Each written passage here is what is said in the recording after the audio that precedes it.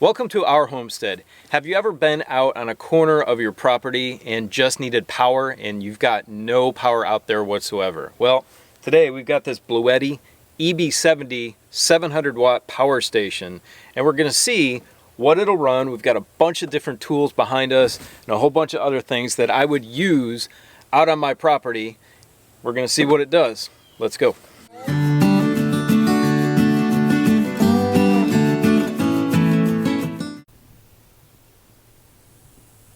Okay, let's talk about what this thing is first.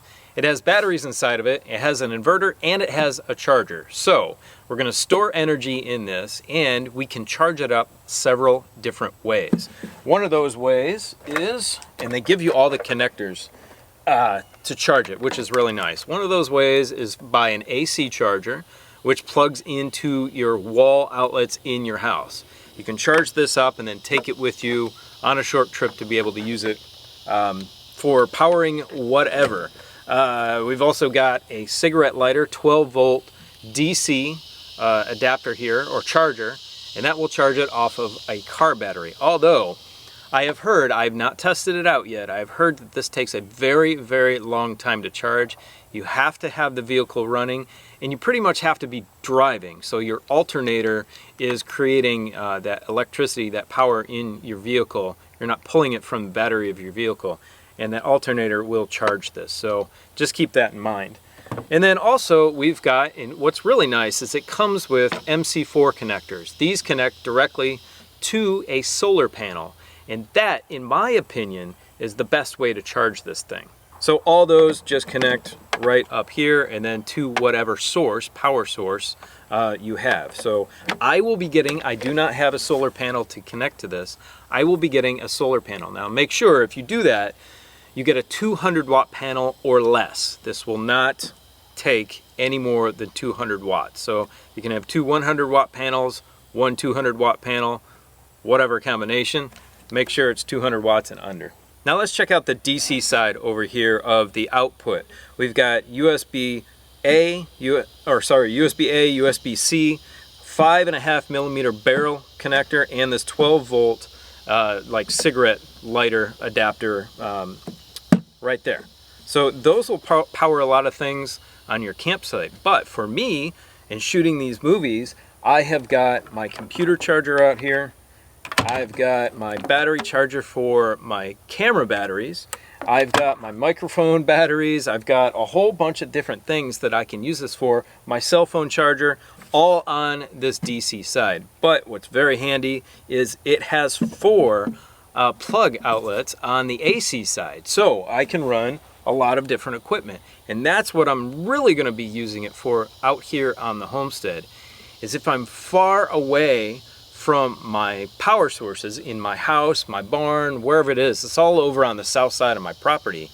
Over here on the north side of the property, I don't have anything. So if I'm working at night, building something, doing something over here, this thing is going to come in very handy. Another cool thing is it has wireless charging for a phone here on the top. So you don't have to take up space in one of these ports for charging your phone if you need it. Other features this thing has are a light, and that's neither here or there for me. I don't really care about that. It doesn't throw much light.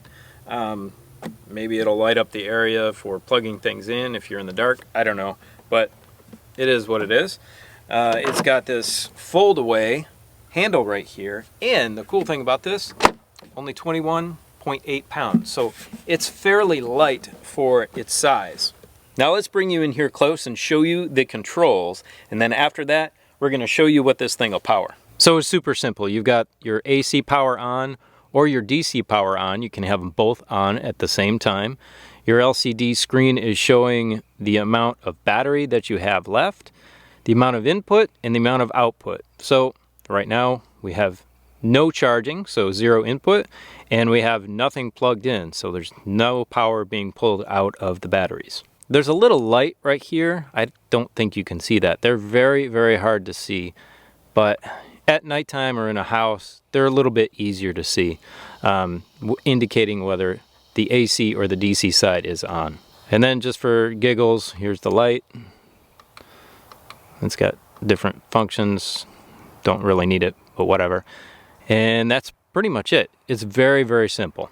So I tried to think about the tools and items that I use the most out here on the property. And of course, that's battery powered tools. But if I'm building something big or I'm working for a long period of time on something out here, I'm gonna need multiple charged batteries, or I can just bring this and my battery charger, which is really cool. So I've got my DeWalt charger for all of my batteries for my DeWalt tools like this. So we're down, this one will charge, that's good.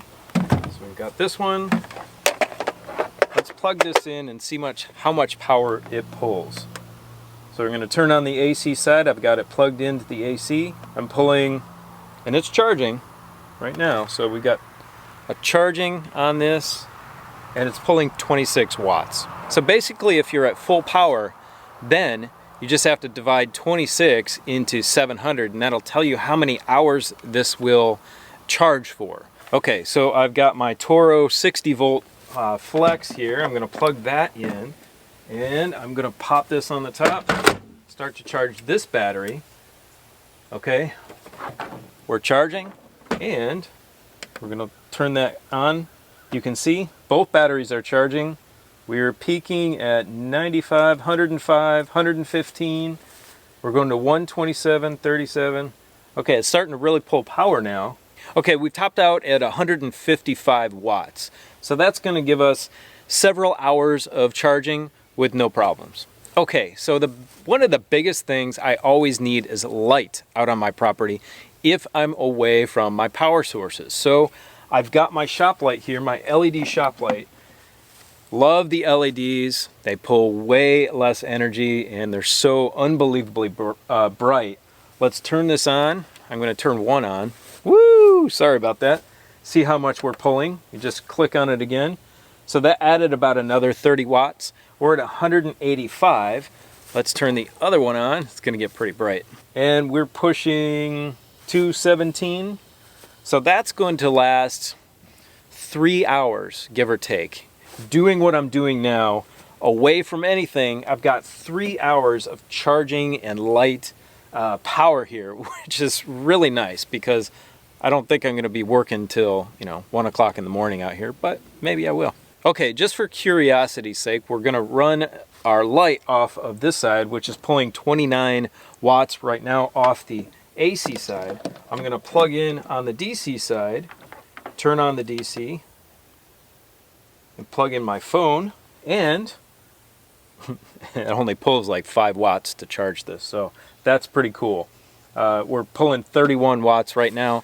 That will last for a long period of time. So one thing that's a little strange with this is that we've got 2 areas here for grounded plugs, but the ground doesn't go anywhere. It's just a blank hole. So just keep that in mind. And I'm going to show you next. So if I need to run a huge power tool, a corded power tool out here, what will this thing handle? Okay, so what I've got here is a big 7.5 amp Milwaukee hammer drill.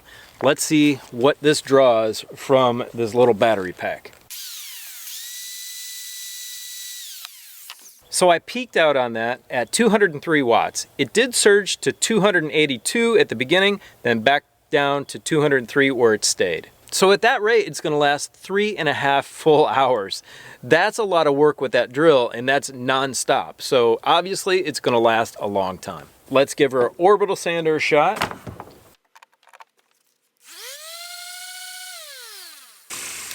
Now that's very interesting. It peaked at about 200 watts, then backed off to 150, but it stopped. It shut it off. Now, it's interesting. I don't know why that is. We'll give it another shot here and see what happens. So that's interesting. This little Porter cable, it's like 1.9 amps, 120 volt, 60 hertz. It cuts out on this after just a few seconds. It's very odd. Let's try something else.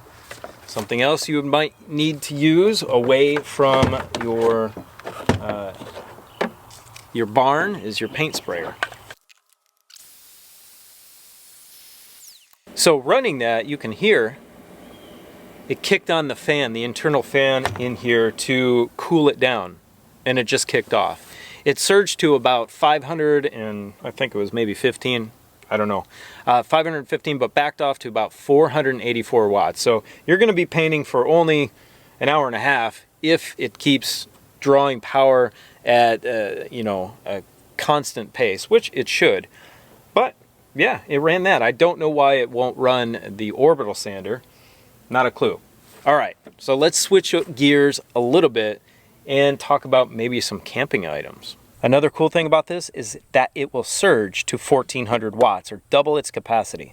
So if you're using a tool that surges that high or something that surges that high, this will handle it. Okay, next to me, I've got this little single cup coffee maker or whatever you want to use it for, tea, whatever. I'm gonna put some water in it so I don't burn out the element. And we're gonna switch this thing on. Instantly our fan comes on. Let's see how much we're drawing. We're drawing 421. 420 is kind of backing off. It's kind of fluctuating a little bit actually in the 420s. So let's see if it will work long enough to get our water out and it doesn't cut off like our orbital sander. No problem at all. So that's really cool because on some other channels I have seen this operate and it didn't run anything with a heating element. I looked at the specs on this little thing and it's 500 watts.